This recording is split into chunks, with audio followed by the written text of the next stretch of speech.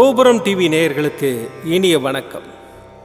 இன்று பிறந்தநாள் காணும் மற்றும் மணநாள் காணும் அத்துணை சகோதர சகோதரிகளுக்கும் எங்களது இனிய வாழ்த்துக்கள். பாபாவின் ஆசிகளோடு பல்லாண்டு காலம் நீங்கள் எல்லா வளங்களும் செல்வங்களும் பெற்று நலமுடன் வாழ வாழ்த்துகிறோம். பாபா அழைக்கிறார். அவரின் பொன்மொழிகளை கேட்பதற்காக, நம் பிரச்சனைகளை தீர்த்து வைக்கும் அற்புதமான கூட்டு பிரார்த்தனை செய்வதற்காக, மேலும் மனம் ஒருநிலைப்படவும் மனம் அமைதி பெறவும் அற்புதமான தியானம் செய்யவும் பாபா அழைக்கிறார். பாபா நம் கரங்களை பிடித்து அழைத்துச் சென்று அற்புதம் நிகழ்த்தவிருக்கிறார். வாருங்கள், பாபாவின் பொன்மொழிகளை தரிசனம் செய்வோம். அன்பு குழந்தையே, எல்லாம் நான் பார்த்துக் கொள்வேன். எல்லா சுமைகளையும் என்னிடம் தந்துவிட்டு தைரியமாக போய்கொண்டே இரு. வருத்தத்தை விட்டு பொறுமையாக உனக்கான இலக்கை நோக்கி போய்கொண்டே இரு. உனக்கு துணையாக நான் என்றும் எங்கும் இருப்பேன். நீ நடக்கும் பாதையில் முட்கள் இருந்தால் நானே முன் சென்று முன்பாகவே களைந்து விடுவேன். எதையும் பொருட்படுத்தாமல் உன் இலக்கை நோக்கி போய்கொண்டே இரு. நீ போகும் பாதையில் மிக மோசமான மிருகங்கள் வரலாம், மோசமான மனிதர்கள் வரலாம். எதைக் கண்டும் அஞ்சாதே. தைரியமாக உன் இலக்கை நோக்கி போய்கொண்டே இரு.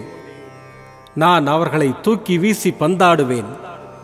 சாது மிரண்டால் காடு கொள்ளாது என்பதை நீ அவர்களுக்கு காட்டும் தருணம் வந்துவிட்டது.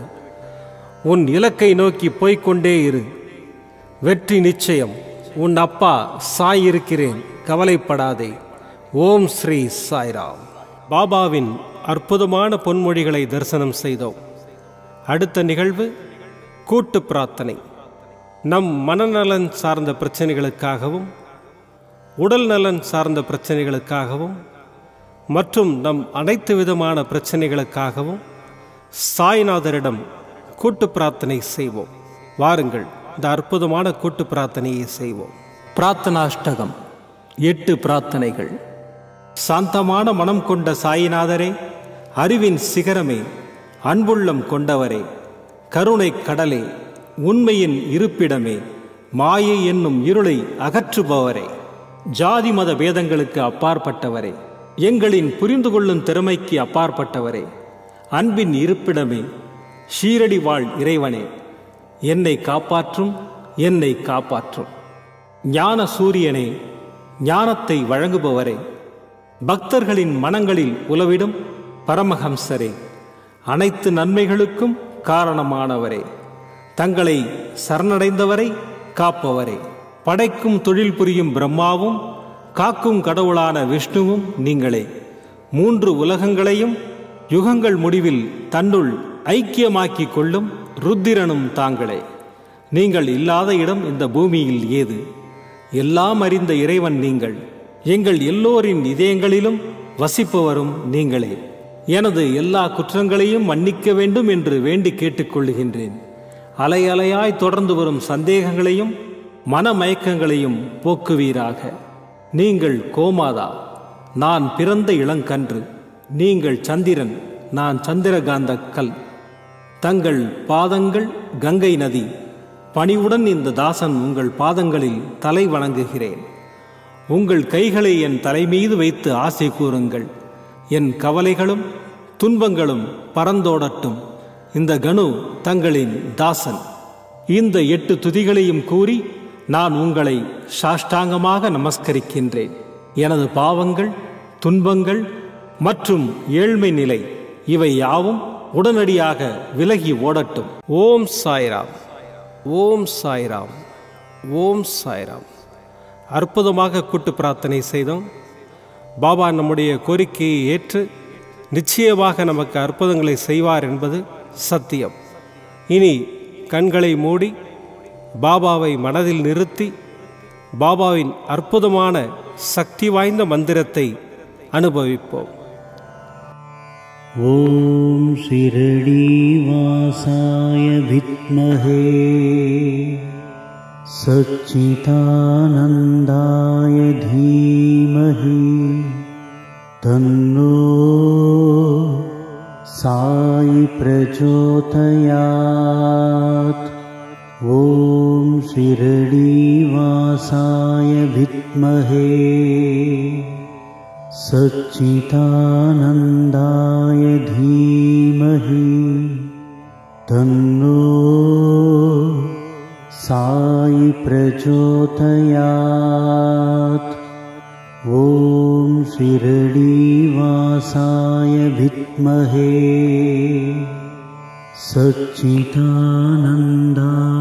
धीमहि तन्नो साई प्रचोदयात्। ॐ शिरडीवासाय विद्महे सच्चिदानन्दाय धीमहि तन्नो साई प्रचोदयात्। ॐ शिरडीवासाय विद्महे सच्चिदानन्दाय धीमहि तन्नो साई प्रचोदयात्। ॐ शिरडीवासाय विद्महे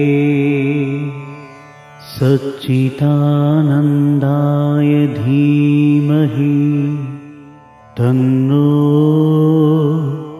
साई प्रचोदयात्। ॐ शिरडीवासाय विद्महे सच्चिदानन्दाय धीमहि तन्नो साई प्रचोदयात्। ॐ शिरडीवासाय विद्महे सच्चिदानन्दाय धीमहि तन्नो साई प्रचोदयात्। ॐ शिरडीवासाय विद्महे सच्चिदानन्दाय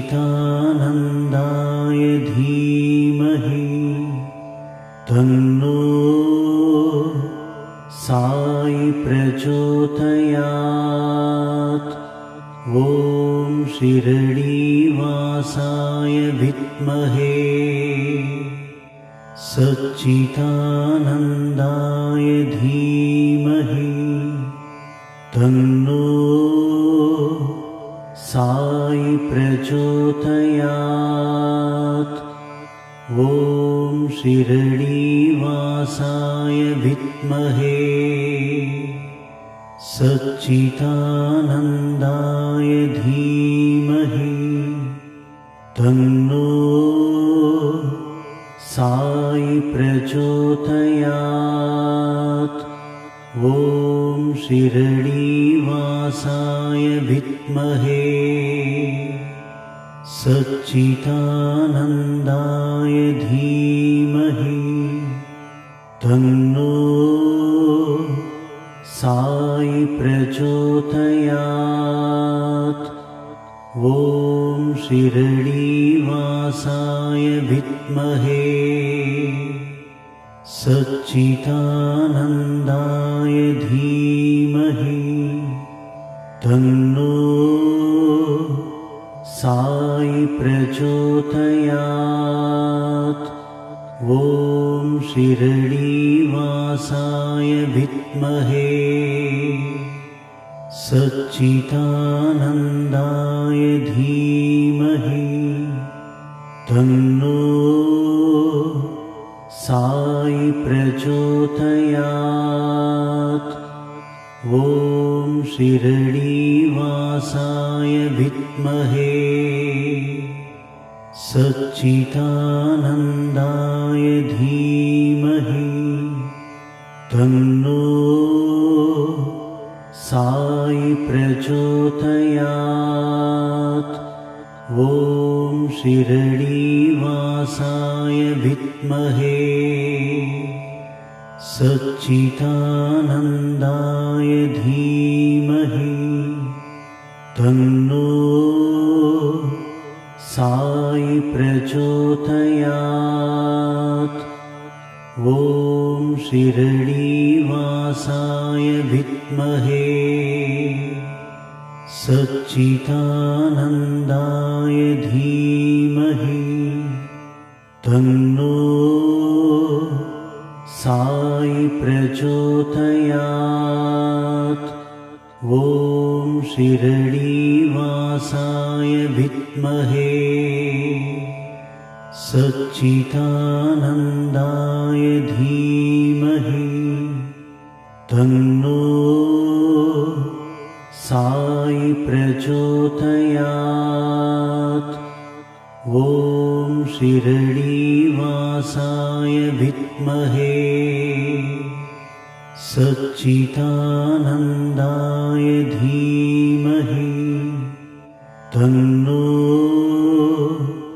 साई प्रचोदयात्। ॐ शिरडीवासाय विद्महे सच्चिदानन्दाय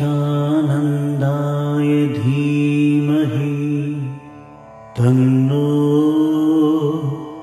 साई प्रचोदयात्।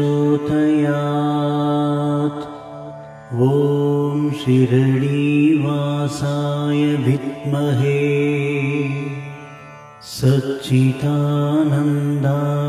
धीमहि तन्नो साई प्रचोदयात्। ॐ शिरडीवासाय विद्महे सच्चिदानन्दाय धीमहि तन्नो साई प्रचोदयात्। ॐ शिरडीवासाय विद्महे सच्चिदानन्दाय धीमहि तन्नो साई प्रचोदयात्। ॐ शिरडीवासाय विद्महे सच्चिदानन्दाय धीमहि तन्नो साई प्रचोदयात्। ॐ शिरडीवासाय विद्महे सच्चिदानन्दाय धीमहि तन्नो साई प्रचोदयात्। ॐ शिरडीवासाय विद्महे सच्चिदानन्दाय धीमहि तन्नो साई प्रचोदयात्। ॐ शिरडीवासाय विद्महे सच्चिदानन्दाय धीमहि तन्नो साई प्रचोदयात्। ॐ शिरडीवासाय विद्महे सच्चिदानन्दाय धीमहि तन्नो साई प्रचोदयात्। ॐ शिरडीवासाय विद्महे सच्चिदानन्दाय धीमहि तन्नो साई प्रचोदयात्। ॐ शिरडीवासाय विद्महे सच्चिदानन्दाय धीमहि तन्नो साई ॐ शिरडीवासाय विद्महे सच्चिदानन्दाय धीमहि तन्नो साई प्रचोदयात्। ॐ शिरडीवासाय विद्महे सच्चिदानन्दाय धीमहि तन्नो साई प्रचोदयात्।